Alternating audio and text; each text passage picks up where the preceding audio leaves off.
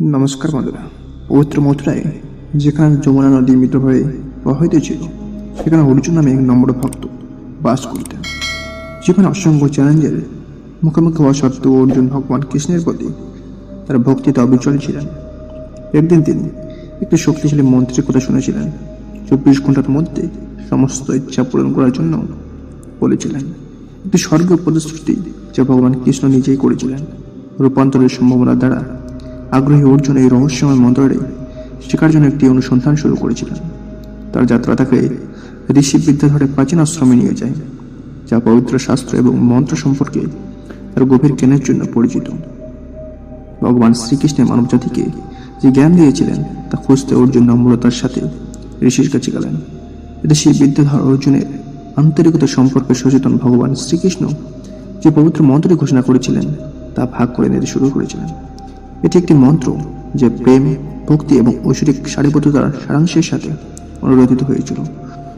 অর্জুন মনোযোগ সহকারে শুনেছিলেন। ঋষি ব্যাখ্যা করেছিলেন যে মন্ত্রের প্রকৃত শক্তি কেবল শব্দের মধ্যে নয়, বরং বিশুদ্ধ অভিপ্রায় এবং অটল বিশ্বাসের মধ্যে রয়েছে, যার সাথে একটি জপ করা উচিত। পবিত্র মন্ত্রে সজ্জিত হয়ে অর্জুন মথুরায় নিজের বাড়িতে ফিরে আসেন। তিনি অটল ভক্তি সহকারে মন্ত্র উচ্চারণ করতে লাগলেন। প্রতিটি পুনরাবৃত্তি হৃদয় ও আত্মা ঢেলে দিলেন।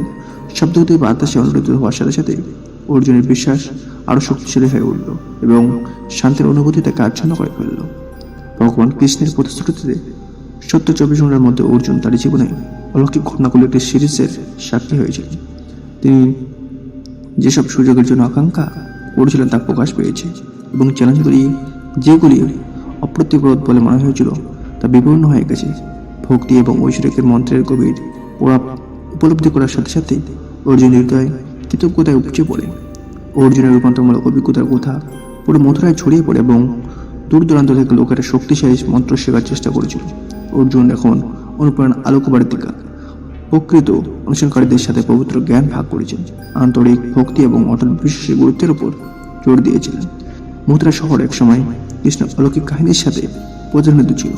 এখন রূপান্তরমূলক মন্ত্রের শক্তিতে গুঞ্জন ভগবান কৃষ্ণের ঐশ্বরিক প্রতিশ্রুতি তাদের জন্য বাস্তবে পরিণত হয়েছিল, যার বিশুদ্ধ হৃদয় এবং আন্তরিকের ভক্তি নিয়ে মন্ত্রের কাছে এসেছিল। এই আত্মাদিক জাগরণের মাঝখানে অর্জুন বুঝতে পেরেছিলেন যে মন্ত্রের প্রকৃত শক্তি কেবল পর্ধ ও বাসনাপূর্ণের নয়, বরং ব্যক্তিদেরকে প্রেম, করুণা এবং আত্মোপলব্ধির পথের দিকে পরিচালিত করে। পবিত্র শব্দ, বস্তু এবং ঐশ্বরিকের মধ্যে একটি সেতু হয়ে ওঠে। আত্মাদিক বিবর্তনের যাত্রায় আন্তরিক অনুসন্ধানকারীদের নেতৃত্ব দেয় এবং তাই মথুরায় হৃদয়ে পবিত্র মন্ত্রটি সময়ের সাথে সাথে প্রতিফলিত হয়েছিল।